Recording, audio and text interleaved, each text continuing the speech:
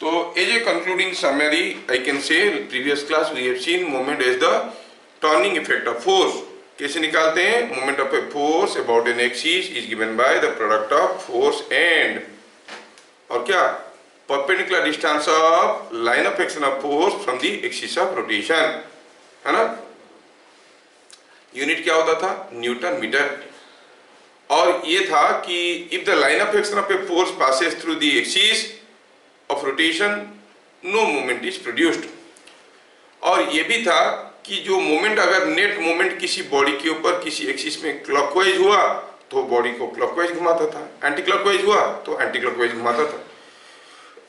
कोई बॉडी के ऊपर ढेर सारे फोर्सेस आ रहे हैं और वो घूम नहीं रहा है, मतलब ये है कि जितना क्लॉकवाइज मोमेंट बन रहा है उतना एंटी क्लॉकवाइज मोमेंट बन रहा है ना। तो यहां से हम लोग आज की क्लास शुरू करते हैं। For a body in rotational equilibrium, मतलब घूम नहीं रहा है, एक्सीलरेशन 0 है, इक्विलिब्रियम, कोई बॉडी घूम नहीं रहा है। और हम कहेंगे ऐसे भी इक्विलिब्रियम इतने बड़े बड़े वर्ड क्यों यूज करेंगे? आप लोग छोटे छोटे बच्चे डर जाओगे। आप कहोगे for a body at rest, ये सबसे बढ़िया है। The net clockwise movement the और you can say for a body at rest, आप कहोगे रेस्ट में है the net movement by all forces acting on the body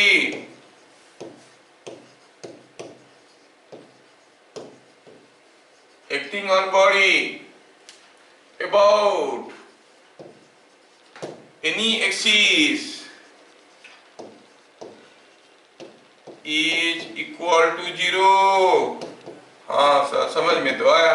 previous class ऐसे क्वेश्चन किए थे। कोई बॉडी रेस्ट में है, मतलब किसी भी एक्सिस में ले लो, जितना क्लॉकवाइज मूवमेंट होगा उतना एंटी क्लॉकवाइज मूवमेंट होगा, है ना। That is clockwise movement is equal to clockwise movement is equal to the anti clockwise movement. Clockwise movement is equal to the anti-clockwise movement।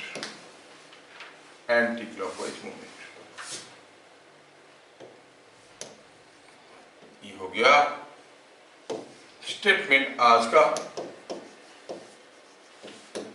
अब इस चीज को हम लोग यूज करने वाले हैं for today's numerical. This is a theme of the day. इसको यूज करेंगे और ढेर सारे किस्म की न्यूमेरिकल को करने की कोशिश करेंगे। मैं आपको एक छोटा सा क्वेश्चन, पहले कोई एक आसान सा क्वेश्चन करके देता हूं, ठीक है। एक आसान सा क्वेश्चन मैं करके देता हूं।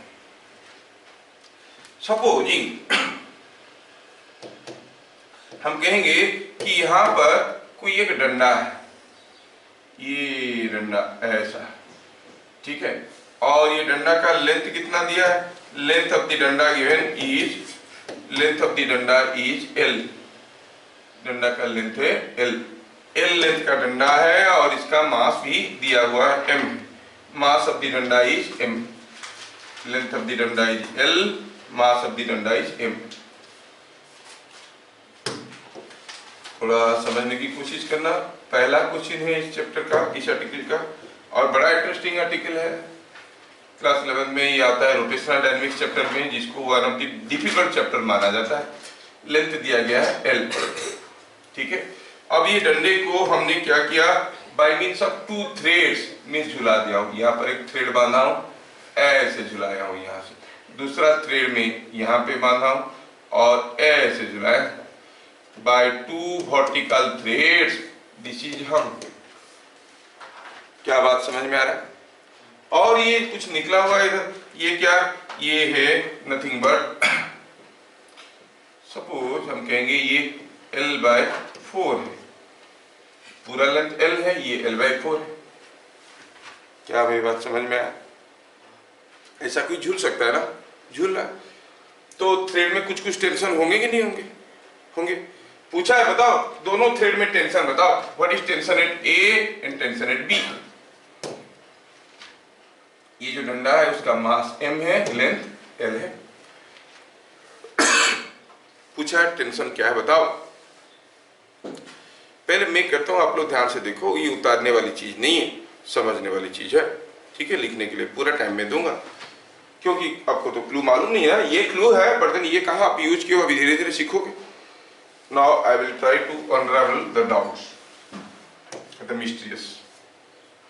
ये जो डंडा है, इस डंडे का ऊपर अगर हम फ्री बॉडी डायग्राम की बात करेंगे, क्वेश्चन क्या पहले लिख देते हैं, exemplary questions. Find tension in threads, ये दोनों थ्रेड में टेंशन बताना है।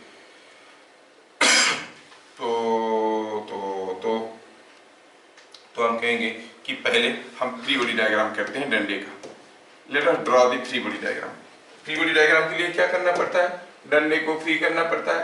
मेक द डंडा free, bring it here, what are the different forces. कोई बताएगा how many forces are acting on the डंडा, कितने तो फोर्स आ रहे हैं इसके ऊपर, 3 फोर्स आ रहा है भाई।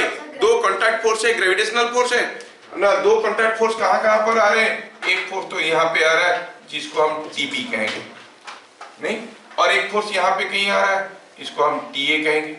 और क्या बता सकते हो कहां पे आ रहा होगा, वेट। वेट तो सेंटर ऑफ ग्रेविटी में आता है, यहाँ पर आ रहा होगा वेट। इसका मास mg दिया है, मास m दिया है, तो वेट यहाँ पे होगा, है कि नहीं।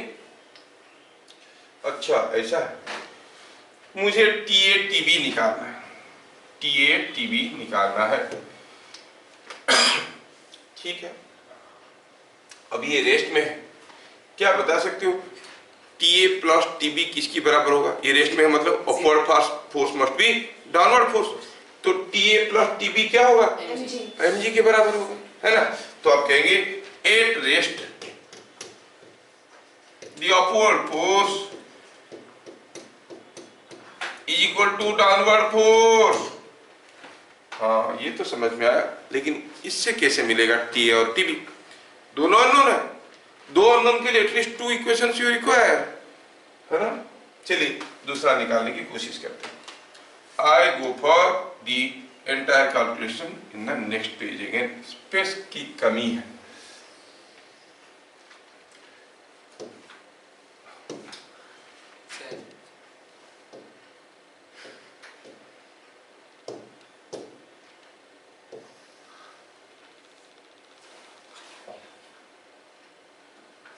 ठीक है।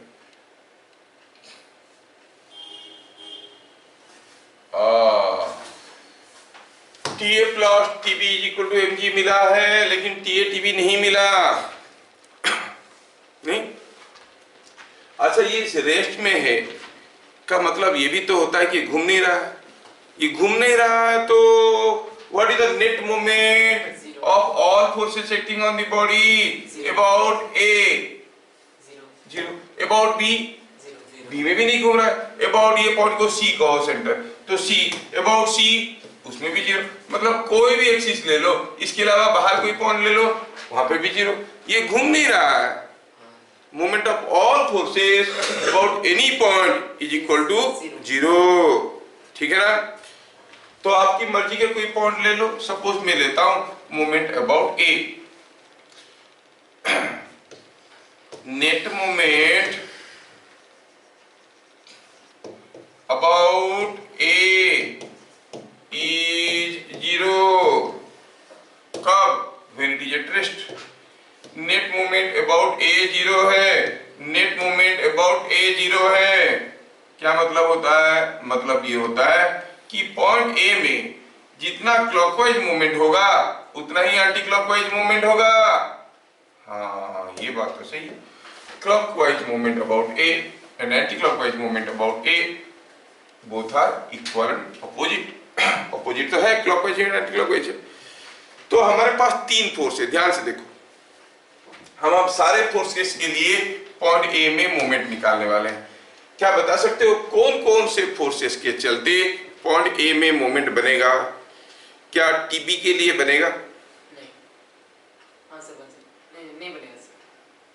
हे भगवान, टीबी के एक फोर्स है, उसके चलते पॉइंट ए में कोई मोमेंट नहीं बनेगा।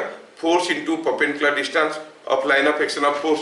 टीबी कहाँ है? यहाँ। इस फोर्स का यहाँ से कोई डिस्टेंस नहीं है तो TB into this distance will be the moment. ठीक है, टीबी के लिए मोमेंट बनेगा कि नहीं बनेगा? कैसा मोमेंट बनेगा? इस पॉइंट में ये फोर्स इस बॉडी को इस पॉइंट में कैसे घुमाने की कोशिश करे? क्लॉकवाइज की एंटी क्लॉकवाइज? Anti clockwise. क्या एमजी के लिए कोई मूवमेंट बनेगा? यस, एमजी क्लॉकवाइज मूवमेंट बनाएगा पॉइंट ए में। क्या टीए के लिए कोई मूवमेंट बनेगा? The line of action of TA is passing through point A. When the line of action of a force passes through the axis, it does not produce any movement. तो TA के लिए कोई movement नहीं बनेगा, तो हम कहेंगे as line of action of TA passes through A, passes through point A,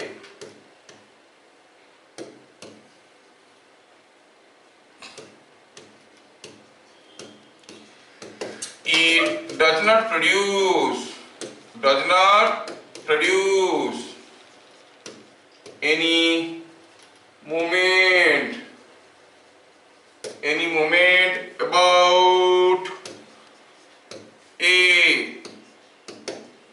अच्छा, now clockwise movement and anti-clockwise movement has to be same. Now what is the clockwise movement or what is the anti-clockwise movement? तो आपको जो मिला यहाँ पे forces बाकी रह गए टीबी एंड एमजी। इनमें से क्लॉकवाइज मूवमेंट अबाउट ए कौन बनाता है? टीबी और एमजी, और दोनों एमजी बनाता है, क्योंकि एमजी इस पॉइंट में इसको ऐसे घुमाने की कोशिश कर रहा है ना। कितना मोमेंट बना रहा है? MG into this distance. लेकिन ये डिस्टेंस है कितना? यहाँ से यहाँ तक L/2 है और यहाँ से यहाँ तक कितना है? L/4 है। तो A to C का डिस्टेंस कितना होगा? L/4। That is equal to anti-clockwise movement of TB कैसे मोमेंट बना रहा है? देखो तो एंटी क्लॉकवाइज बना रहा है। ये डिस्टेंस कितना है? L/2 है ना। तो यहां तक समझ में आया। थोड़ा और आगे बढ़ते हैं। AC का वैल्यू क्या हो गया? AC is L/2 minus L/4 is L/4, so it is mg L/4 is equal to ये anti clockwise movement L/2 into TB लिखने के लिए भूल गया हूं, into TB, force into distance है ना। So it is TB into L/2। ये L को खा गया। क्या हमें TB का वैल्यू मिल गया? हाँ, कितना हो रहा है देखो तो 2 mg सर, 1/2 mg। कुछ तो गड़बड़ कर दिया क्या? It is mg TB/2। TB is equal to कितना आ रहा है sir? TB is equal to 1/2 mg। Yes sir, 1/2 mg। mg के चलते जो मोमेंट बन गड़बड़ कर दिया। यहाँ पर लिखने में तुम लोग बोलते नहीं हो। हम क्या कर रहे हैं? मोमेंट कौन सा एक्सिस में दिखा रहे हैं? About A. टीबी के चलते पॉइंट ए में क्या मोमेंट बन रहा है? ये डिस्टेंस को देखना है। ये डिस्टेंस कितना है? ए टू बी, ए बी वाला डिस्टेंस देखना है कि नहीं? ये L/2 लिख के ही गड़बड़ कर दिया हम लोग। ओहो, थोड़ा सा अपसेट माइंडेड हो गया, तुमको बताने के लिए हम भी फंस गए। सो ए बी इंटू टीबी। समझ में आ रहा है क्या? ए बी कितना है? A B is L/2 plus L/4 और ए सी कितना है? L/2 माइनस L/4 है कि नहीं? Sorry for my mistake. तो ठीक है, आपकी बहकावे में आ गया, आप लोग कुछ बोलते रहे, हम हाजी हाजी कर दी। तो mg इंटू AC कितना है? AC is L/2 minus L/4। क्या मेरी बात समझ में आ रहा है? ये AC कितना है? यहाँ से यहाँ तक L/2 AC चाहिए और यहाँ से यहाँ तक कितना है? L/4। तो L/2 माइनस L/4 और AB कितना है? It is equal to TB into AB कितना है? AB इज A से B, it is BC plus AC। BC is L/2, AC is L/4, L/2 plus, क्या मेरी बात अब समझ में आया? अब थोड़ा सिंप्लीफाई करो तो this is giving you L/4, mg L/4, ये g को कुछ बुद्धू लोग 8 समझ लेते हैं, इतना mg L/4, और इधर क्या हुआ, ये tb इंटू 3L/4, तो ये L/4 दोनों तरफ से गया, tb क्या मिला, tb is mg/3, tb is mg/3, और हमें पहले से मालूम है कि ta plus tb is mg, क्या यहाँ से हमें ta नहीं मिल जाएगा, Yes sir. tb मिल गया mg/3, ta plus tb is mg, तो ta कितना हुआ 2 mg/3. 2 mg/3, तो putting in equation 1 you find it is coming out to be 2 mg/3, implies Ta is equal to 2 mg/3। Sir ये कहाँ से मिला, यहीं से मिला, Ta plus tb is equal to mg, जगह नहीं है इसलिए ज्यादा फैला के नहीं लिख रहे हैं, समझ में आया क्या, Ta और tb दोनों आपको मिल गए, समझ में आया, ऐसे करना होता है।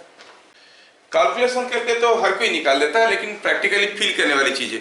सोचो एक लंबा सा डंडा है, आप लोग दो दोस्त दोनों तरफ से पकड़ के उठा के ले रहे हो, कोई पकड़ा है यहाँ पे और कोई पकड़ा है सेंटर के पास। इमेजिन करो इस सिचुएशन को, एक हेवी डंडा है, कोई दूर पे इसे पकड़ा है, आप इसके सेंटर के पास पकड़े हो और दोनों लेके जा रहे हो, किसके हाथ में ज्यादा फोर्स आएगा,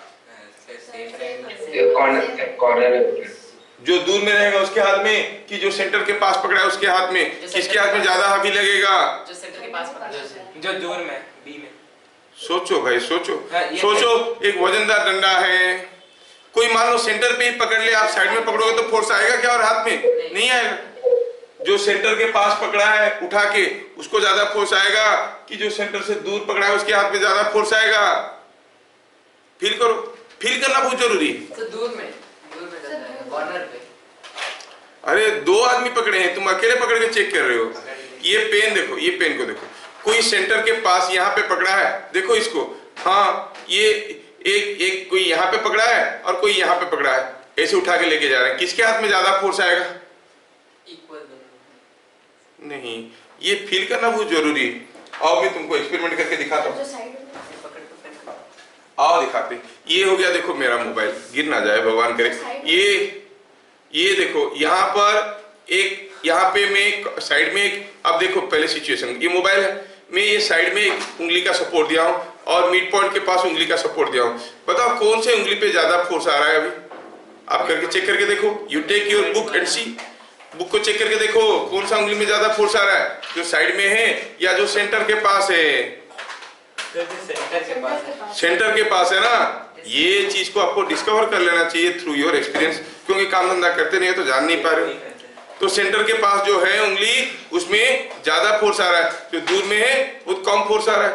अगर आप देखो सेंटर पे ही उंगली रख दोगे तो दूसरे हाथ में तो फोर्स आएगा ही नहीं, बिना फोर्स का बीट टिका हुआ है कि नहीं, ये चीज आपको समझ में आना चाहिए। अगर हम सेंटर पे ही उंगली रख देते हैं तो दूसरे पर तो कोई फोर्स नहीं आ रहा है।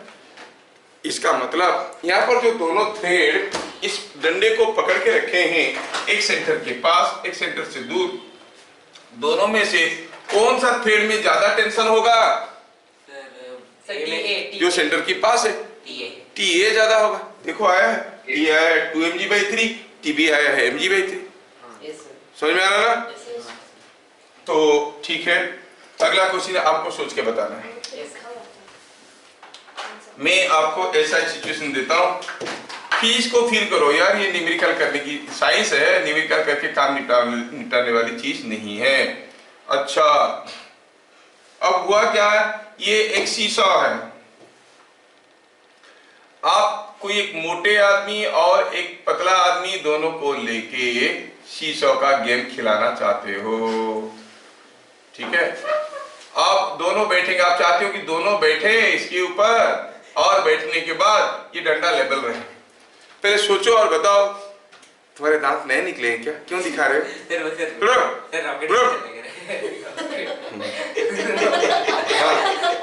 तो ये ऐसा सपोर्ट देते ना इसको, तुम्हारे लिए मैं फाइन आर्ट का कोर्स करूं क्या? अच्छा तो देखो, ये ऐसा है, हम चाहते हैं कि दोनों तरफ बैठेंगे फिर भी डंडा सीधा रहेगा। किधर मोटे को बैठाएंगे? ए पे किसको बैठाएंगे? मोटे को कि पतले को? बी पे किसको मोटे बैठाएंगे? को। ए को मोटे पे और बी को पतले। इतना समझ में आ रहा है ना? बस यही है, यही मुझे निकालना है। चलिए यही निकालते हैं। सपोज हम कहेंगे यहाँ पर कोई एक मोटे आदमी को बैठाया गया है, ये मोटा है, कितना केजी का? चलिए मानते हैं 50 केजी का। और यहाँ पर कोई पतला सा, छोटा सा, नाटा सा, नन्हा सा बच्चा को बैठाया जो कि 20 केजी का है। फिर भी डंडा बैलेंस है, फिर भी डंडा बैलेंस है। मतलब अगर इस पॉइंट को मैं C कहता हूं और ये डिस्टेंस को मैं L1 कहता हूं और ये डिस्टेंस को मैं L2 कहता हूं, देख के ही फिगर से पता चल रहा है कि L1 is less than L2, L1 is less than L2। लेकिन हमें निकालना है what is the ratio L1 by L2। क्या लिखेंगे? क्वेश्चन देखो, here in figure the bar has no weight, मतलब बार का वेट काफी कम है। जब हम शीशा खेलते हैं बार का वेट को इग्नोर कर देते हैं, 5-10 किलो का, 5 किलो का, छोड़ो उसको। नो वेट, So वो रेस्ट पे है। and the bar is at rest in horizontal position,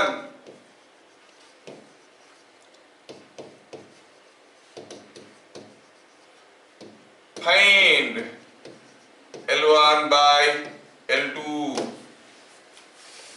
ठीक है, बार घूम नहीं रहा है। अगर घूमता भी तो किधर से घूमता? कौन सा पॉइंट में घूमता हो? ए में कि बी में कि सी में? घूम भी जाता, अगर वजन कम ज्यादा हो जाता, घूम जाता तो किधर से, कौन से पॉइंट में घूमता? सी पे घूम जाता। अब ये सी पे घूम नहीं रहा, मतलब ये फोर्स जितना मूवमेंट बना रहा है क्लॉकवाइज, ये उतना ही फोर्स बना रहा है एंटी क्लॉकवाइज, है कि नहीं? है ना? तो सॉल्यूशन में क्या लिखेंगे? As the bar does not rotate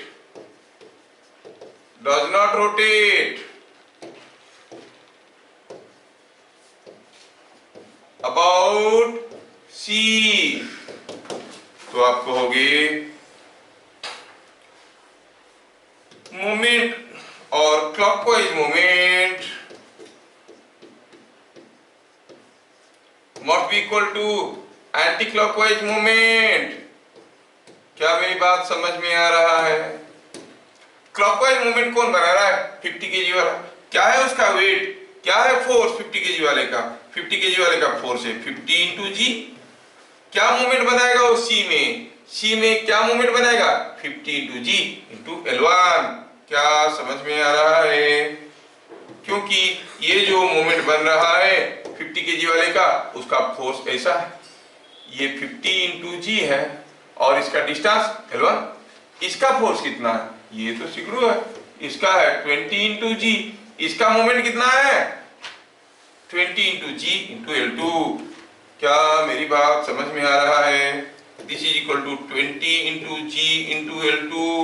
दोनों का मोमेंट एक दूसरे को बैलेंस करे, इसलिए तो घूम नहीं रहा है। मारपीट करो, जी को खा गया और क्या बच गया? निकाले तो L1 by L2 कितना होगा इस इक्वेशन से? क्या मिला? L1 by L2, L2 को इधर ले आओ, 50 को इधर ले लो, क्या आ गया? 2/5। जी तो दोनों तरफ से गया, so L1 by L2 must be equal to 2/5।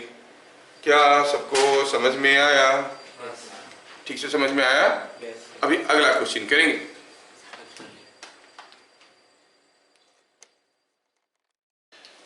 इधर तो मैं लिखा हूं क्लॉकवाइज और is equal to anti clockwise, लिखते वक्त उल्टा लिख दिया हूं।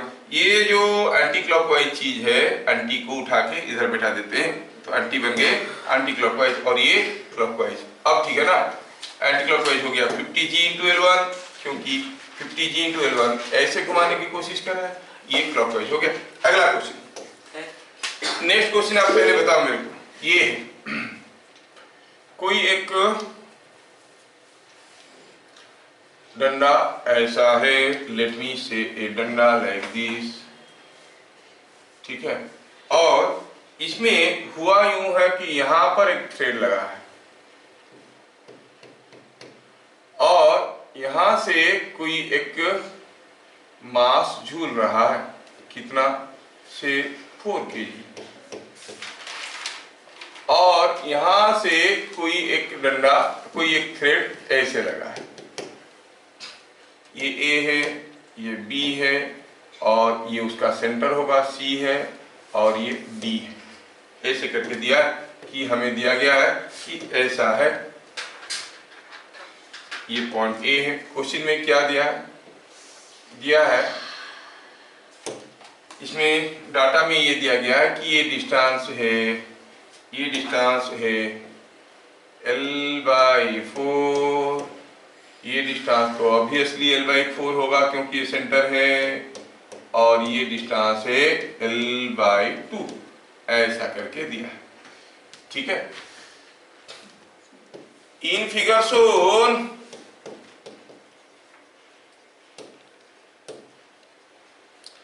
mass of bar AD is 10 kg. Find tensions in threads. ये दोनों थ्रेड में टेंशन बताओ। ए में कितना टेंशन होगा, डी में कितना टेंशन होगा। बिफोर वी कैलकुलेट एवरीथिंग, क्या आप थोड़ा सा मुझे बताओगे कि कौन सा थ्रेड में टेंशन ज्यादा होने वाला है, टीए और TD? Sir TA sir equal, TA और टीडी सर इक्वल। वो तो सोचने वाली चीज है, तुम लोग आलतू फालतू की चीज बहुत सोचते हो, लेकिन फिजिक्स को फील नहीं कर पा रहे हो। न्यूमेरिकल सॉल्वर बन के कुछ नहीं बनने वाला, इंजीनियर डॉक्टर बन जाओगे, हाथ से कुछ नहीं बनेगा। You must be able to feel it. यहाँ पर वजनदार चीज है, आप यहाँ पर पकड़े हो, इधर दूर पे कोई पकड़ा है, तो टी होगा। हाँ टी होगा, हाँ टी ही होगा। अच्छा, तो बोला है दोनों में, क्योंकि आप आंसर निकालेंगे, टी अगर ज्यादा निकला, टीडी कम निकलेगा, तो लगेगा कि हाँ हम जो सही सोच रहे थे वो सही है। आपका इंट्यूशन और आपका कैलकुलेशन मैच करता है तो कॉन्फिडेंस आता है, हाँ सही है, मेरे को लग रहा था और हो भी रहा है कि नहीं, ये बात। अब हम इसका फ्री बॉडी डायग्राम करेंगे। फ्री बॉडी डायग्राम में हम सारा फोर्स आपको दिखा चुके हैं, ये टीए है, ये टीडी है, ये वेट है। हम फ्री बॉडी डायग्राम करना चाहते हैं, और आप खाली मुझे इतना बता दो कि फ्री बॉडी डायग्राम में how many forces I have to show. सोच के बताओ, हाउ मेनी फोर्स। एक तो टीए होगा जो निकालना है, टेंशन है ए, ये खींच रहा है, और बी में ये भी खींच रहा है, कितने में 4g, और इसका बार का तो वेट है ना 10g, तो ये यहाँ पे आ रहा होगा कितने में 10g, और ये भी फोर्स आ रहा था टीबी, 4 फोर्स नहीं। एक चीज जो सबसे मुश्किल है वो मैं बता देता हूं कि at rest upward force must be equal to downward force, मतलब TA plus TD must be equal to 4g plus 10g, that is 14g। अब हमें TA TD निकालना है, लेकिन दोनों के लिए एक इक्वेशन मिल चुका है, नहीं ठीक है। तो किसी भी एक पॉइंट में घूम तो नहीं रहा है ना ये, अब किसी भी पॉइंट में मूवमेंट ले लो, आपके पास ढेर सारे चॉइसेस है, ढेर सारे चॉइसेस है। ये A है, ये B है, ये C है, ये D है। तो हम किसी भी पॉइंट में मूवमेंट निकाल सकते हैं। कौन सा पॉइंट में मूवमेंट लेके करेंगे बताओ, क्योंकि अभी जो अगला इक्वेशन मिलेगा उसमें अगर एक अननोन रहेगा तो एक बार में वैल्यू मिल जाएगा। सोचो हम कौन सा पॉइंट में मूवमेंट लेना चाहेंगे, ए में, बी में, सी में, डी में, किसी में भी लो आंसर मिलेगा, किसी में भी लो आंसर मिलेगा।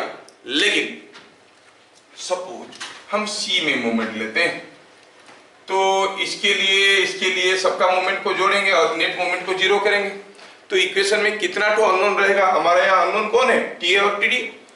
अगर हम सी में मोमेंट लेते हैं, ध्यान से देखो, सी में मोमेंट यहीं पर ही सीखने वाली चीज है, जस्ट वेट एंड लर्न। सी में मोमेंट लेंगे। कौन सा में मोमेंट लेना चाहिए? किसी में भी लो आंसर मिलेगा आपको, होगे सर बी में लेके आंसर निकालिए, निकाल देंगे। सी में लेके आंसर निकालिए, निकाल देंगे। डी में लेके आंसर निकालिए, निकाल देंगे। ए में निकालेंगे, सब में निकाल सकते हैं। तो कौन से में लेने में आसान होगा, जल्दी हो जाएगा, वही देखना है।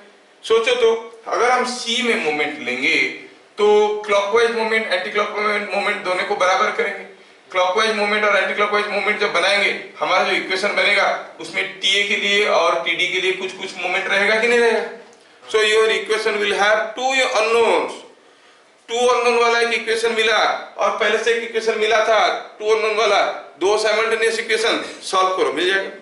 दूसरा बी में लेंगे, बी में लेंगे भी तो टीए रहेगा, टीडी रहेगा। लेकिन अगर मैं ए में ले लूं तो क्या टीए के चलते कोई मूवमेंट बनेगा ए में? नो, खाली टीडी रहेगा, सीधा सीधा टीडी का वैल्यू निकाल जाएगा हमें, और इक्वेशन सॉल्व करने की जरूरत नहीं पड़ेगा। अगर डी में लेंगे तब भी सीधा सीधा टीए मिल जाएगा, क्योंकि टीडी के चलते मूवमेंट जीरो होगा। ये यहाँ पे दिमाग लगाने वाली बात था, समझ में आया क्या? तो किस में मूवमेंट लेना चाहेंगे? मैं चाहता हूं कि आप ए या डी किसी एक में मोमेंट निकालो, नेट मोमेंट को जीरो करो और आंसर निकालो, और देखो कि सबका आंसर बराबर आ रहा है। Now the task start doing. आप किसी को बता मत आप किस में मोमेंट ले रहे हो। Either you take all moments about A is equal to zero और about D is equal to zero, तो आपका काम हल्का हो जाएगा। और मैं देखना चाहता हूं कौन एक्यूरेटली निकाल पा रहा है सारा चीज। Try it fast.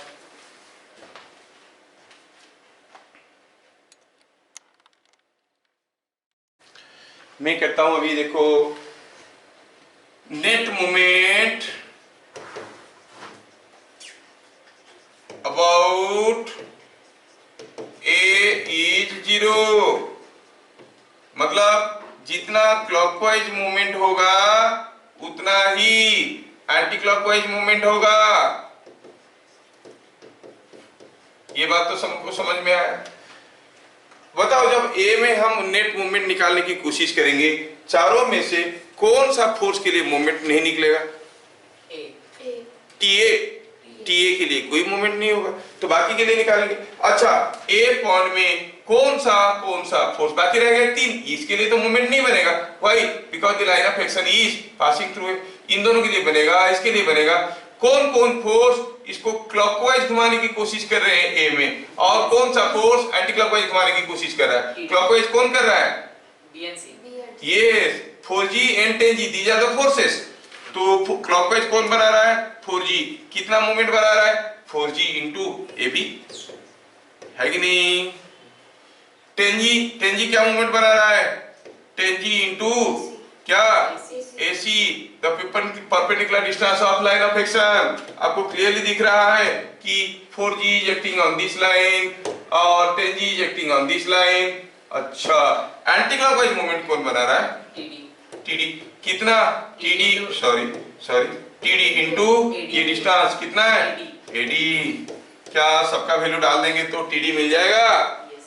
हाँ, देखो सबका वैल्यू डालो, TD मिल जाएगा। एक बार TD मिल गया तो TA नहीं मिल जाएगा क्या? यस, मिल जाएगा।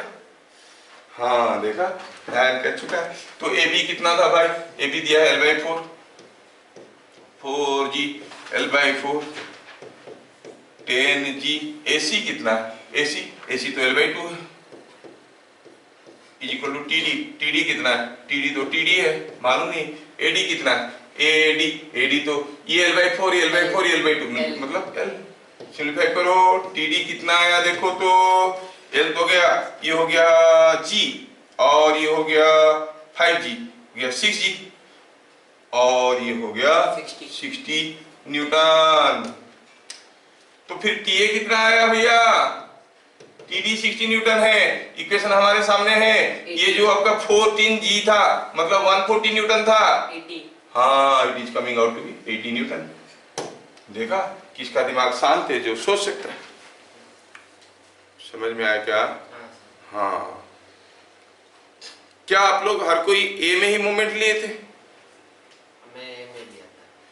और कोई अब डी में मूवमेंट लेके चेक करो तो यू आर गेटिंग द सेम आंसर, और आप सी में मूवमेंट लेके चेक करो you will get the same answer. But this is your homework. आपको क्या करना है? सेम क्वेश्चन में दोबारा करना है, सी में सारा मूवमेंट को जीरो करना है और देखना है जीरो हो रहा है कि नहीं हो रहा है।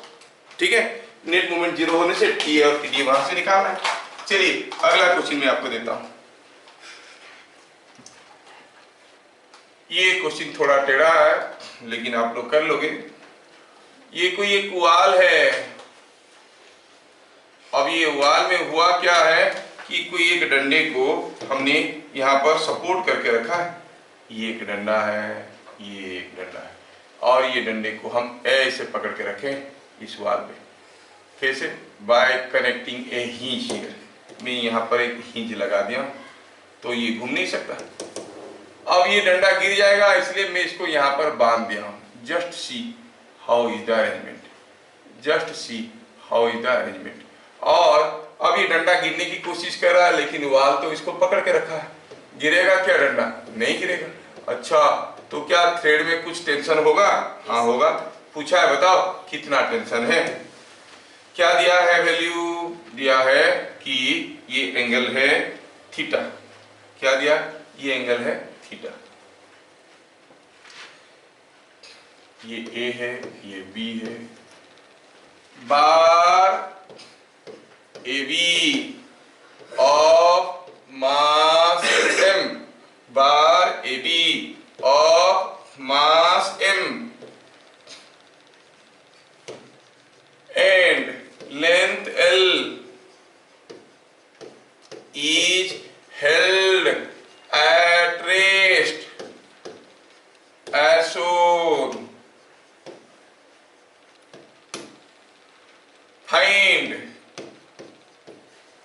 tension in thread. ये थ्रेड में क्या टेंशन है? ओहो, ये बताना। ठीक है, ये है क्वेश्चन। पहले बार का फ्री बॉडी डायग्राम के बारे में सोचो। बार के ऊपर कुछ फोर्सेस तो आ रहे होंगे। क्या फोर्सेस आ रहे होंगे? आपको होगे कि यहाँ पर बार पे एक फोर्स आ रहा होगा, ऐसा वाला। ये थ्रेड है जो खींच रहा है, और क्या इसका वेट भी तो आ रहा होगा। और कहाँ पे? At the centre of gravity, यहाँ पे आ रहा होगा, है कि नहीं? There is some weight acting like this. और यहाँ पे कांटेक्ट है तो यहाँ पर भी कुछ कांटेक्ट फोर्सेस होंगे। कैसा फोर्स है मालूम नहीं है, हमें जरूरत भी नहीं है, पूछा भी नहीं है। कुछ तो फोर्स होगा, लेकिन हमें टी निकालना है। हमें टी निकालना है और हमें मालूम नहीं है कि ये फोर्स क्या है। हमें टी निकालना है यूजिंग मेथड ऑफ मोमेंट्स। समझ में आया? मेथड ऑफ मोमेंट लगा के टी निकालना है। मैं आपको कुछ चॉइसेस देता हूं, थोड़ा ध्यान से देखना। बता दोगे तो मेरे को बहुत अच्छा लगेगा। ये ए है, ये बी है, ये सी है। कौन सा पॉइंट में हमें मोमेंट निकालना चाहिए? एफ एक अननोन फोर्स है और उसका वैल्यू भी नहीं पूछा है हमें टी पूछा है। mg is a known force. कौन सा पॉइंट में हम मोमेंट निकालेंगे तो हमारा टी का वैल्यू सीधा सीधा आ जाएगा? सर ए में मोमेंट निकालेंगे, क्योंकि ये कुछ भी फोर्स हो इधर से जा रहा है तो उसके लिए मोमेंट बनेगा 0। ये हमें चाहिए नहीं, भगा देंगे इसको इक्वेशन से, रखेंगे ही नहीं, है कि नहीं? तो हम क्या कहेंगे? एट इक्विलिब्रियम सिग्मा और net moment about A is 0। हाँ, तो जितना बनेगा क्लॉकवाइज मूवमेंट उतना बनेगा एंटी क्लॉकवाइज मूवमेंट, है ना? अब बात रह गया मोमेंट का। रॉड का लेंथ कितना दिया है? L दिया है। अच्छा, तो क्लॉकवाइज मूवमेंट कौन बना रहा है? कोई बताएगा? अब दो फोर्स मूवमेंट बनाएंगे, कौन कौन? T and mg। Clockwise movement कौन बनाएगा? Who will produce clockwise movement? ए ऐसे एक्ट कर रहा है तो बी ऐसे एक्ट कर रहा है, टी ऐसे एक्ट कर रहा है। हाँ, क्लॉकवाइज मूवमेंट कौन बना रहा है? ए में इसको क्लॉकवाइज घुमाने की कौन कोशिश कर रहा है? टेंशन और एमजी। सी क्या बोल रहे हो? कोई फोर्स है जो घुमा रहा है? सी घुमा रहा है क्या? हाँ, एमजी घुमा रहा है, एमजी घुमा रहा है क्लॉकवाइज। तो कितना मूवमेंट बनेगा?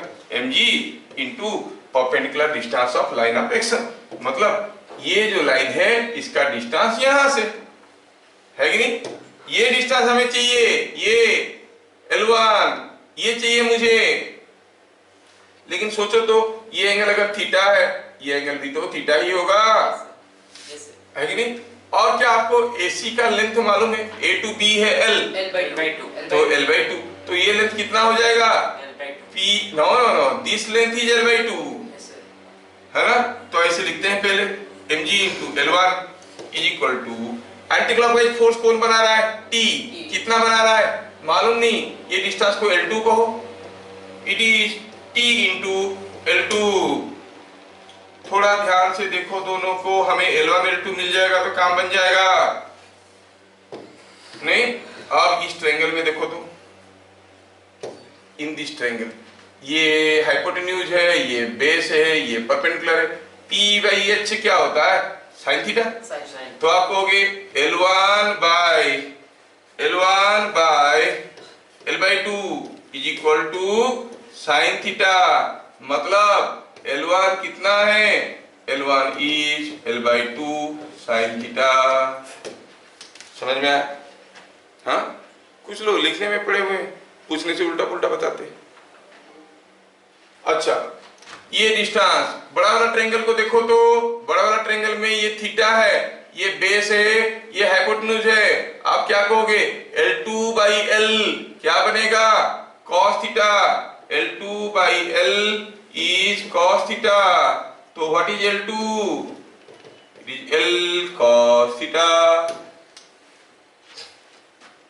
थोड़ा तो दिमाग लगाना पड़ेगा भाई, फिजिक्स है, समझोगे तो अंदर तक जाए, गर्माहट लाए, आराम दिलाए, नहीं तो ऊपर ऊपर से जाए, कुछ भी समझ में ना आए, है कि नहीं? हाँ, तो अब दोनों का वैल्यू डालो, इट इज mg, L1 के जगह क्या लिखेंगे? L/2 sine theta, T L2 के जगह क्या लिखेंगे? L cos थीटा, इधर वाला L को बड़ी बेरहमी से मार दिया, क्या मिल गया? T का वैल्यू देखो तो, T कितना आ रहा है? cos थीटा को डिवाइड कर दो, it is mg/2 sin theta by cos theta, क्या होता है? Tan theta. mg/2 tan theta. So the tension in the thread is mg/2 tan theta. समझ में आया? क्या मैं सबको समझा पा रहा हूँ? थोड़ा सा डिफिकल्ट हो गया क्वेश्चन शायद, नहीं? हाँ, समझ आ गया। क्यों, समझ में तो आ गया ना? हाँ, हाँ, बस वही तो करना है, वही करना है। मेरा काम है धीरे धीरे आपको चढ़ाना है।